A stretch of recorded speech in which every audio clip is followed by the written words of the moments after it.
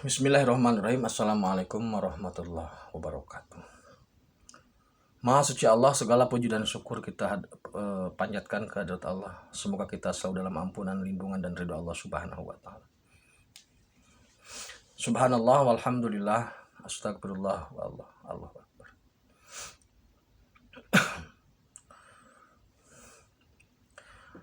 Ada beberapa sendi kehidupan yang memang sangat penting atau krusial, harus kita perhatikan selain tauhid ya, yaitu ekonomi, pendidikan, budaya, dan kesehatan.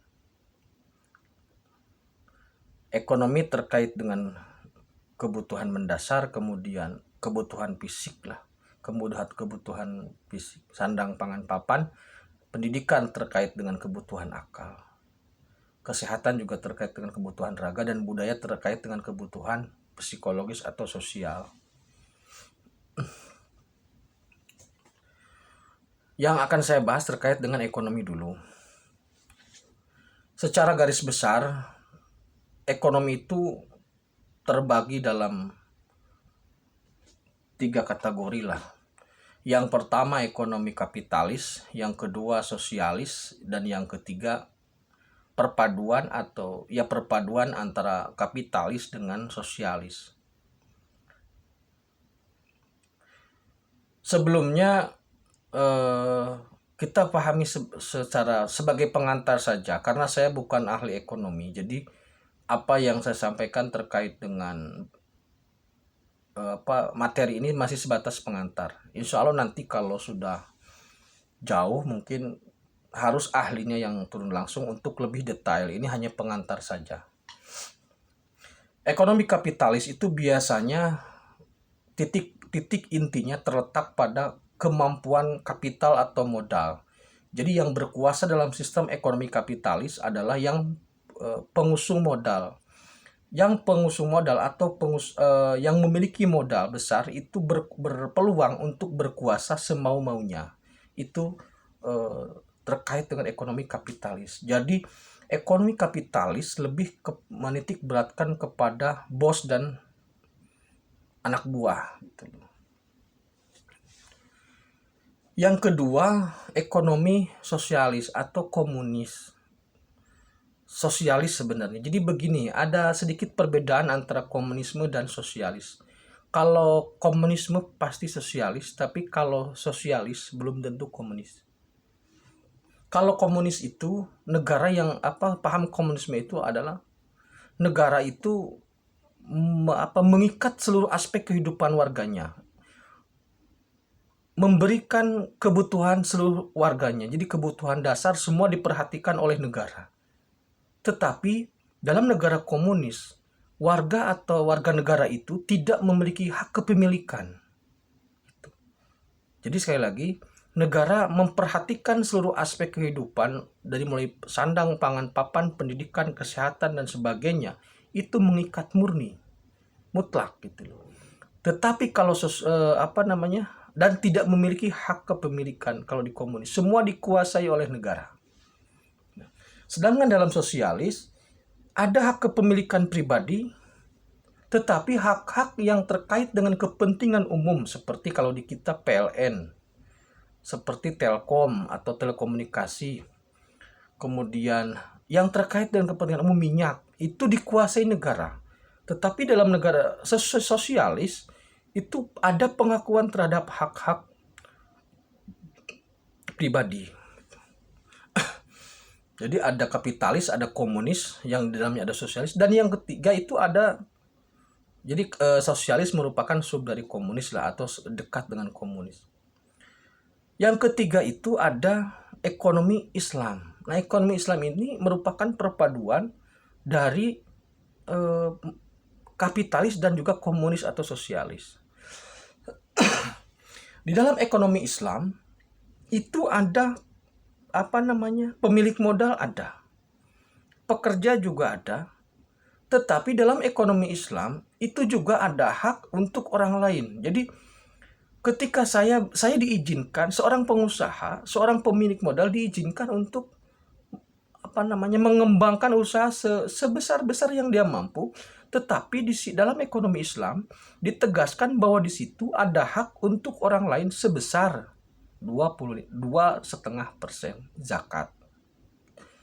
Dalam ekonomi Islam, silahkan berusaha, silahkan menjadi pengusaha sebisa Anda melakukannya, tetapi di situ ada hak anak yatim, ada infak, ada sodako. Jadi karakteristik sosialisnya itu di situ. Tetapi karakteristik kapitalisnya adalah pengembangan modal itu. Ekonomi Islam itu sebenarnya di Indonesia sudah diwujudkan dalam bentuk koperasi. Ada pemilik modal, tapi juga ada pembagian SHU. Jadi ada pemerataan kesejahteraan anggota. Satu sisi pemilik modal diutamakan, pemilik modal diakui hak kepemilikannya, tetapi sisi yang lain itu ada semacam kesejahteraan bersama. Itu sebenarnya adalah konsep ekonomi Islam seperti itu. Jadi dalam konsep ekonomi Islam ada pengakuan terhadap hak kepemilikan seperti halnya kapitalis, tetapi juga ada pemaksaan untuk memberikan hak kepada orang lain, seperti halnya zakat. Jadi ekonomi Islam ini merupakan jalan tengah untuk membangun ekonomi masyarakat. Kalau kapitalis murni itu seperti halnya banteng dengan banteng, adu kuat selamanya gitu. Yang korban ya gajah pelanduk mati di tengah itu loh, gajah berantem pelanduk mati di tengah. Jadi kalau ekonomi kapitalis adu kuat gitu loh. Kalau ekonomi sosialis terbatas, sangat dibatasi gitu loh. Tapi kalau ekonomi Islam merupakan gabungan dari itu. Kemudian apa sebenarnya yang terjadi saat ini di Indonesia? Di Indonesia ini sebenarnya ekonominya, kalau yang saya lihat ya, ekonominya ekonomi Islam sebenarnya. Maksudnya secara umum ekonominya menggunakan ekonomi Islam. Yang punya modal silahkan berusaha, tapi bayar pajak dan juga bayar zakat. Kesadaran orang Indonesia, orang Muslim di Indonesia untuk membayar zakat itu sangat besar untuk saat ini, gitu loh. Jadi kepedulian sosialnya itu sangat tinggi. Tetapi yang jadi masalah di Indonesia adalah pemerataannya ini atau sistem distribusinya ini, sistem kelola dari dana-dana itu masih belum maksimal. Padahal dana zakat ini kalau dikelola sangat berpengaruh lah terhadap perekonomian. Dan kemudian sebaiknya, kalau menurut saya di negara kita ini, orang Islam tidak usah bayar pajak, tapi bayar zakat. Orang yang non-Islam harus bayar pajak kepada negara gitu. Jadi yang Muslim, pengusaha Muslim bayarnya zakat, yang non-Muslim bayarnya pajak. Nah, yang sekarang kan situasinya yang Muslim bayarnya dua kali, satu pajak, yang kedua zakat. Pajak hukum negara, zakat hukum Allah. Gitu loh. Jadi ketaatan orang Islam terhadap Allah dan juga terhadap negara. Tapi sebaiknya sepertinya menurut saya untuk orang Islam cukup membayar zakat, tidak perlu membayar pajak. Ke depan kayaknya lebih baik seperti itu.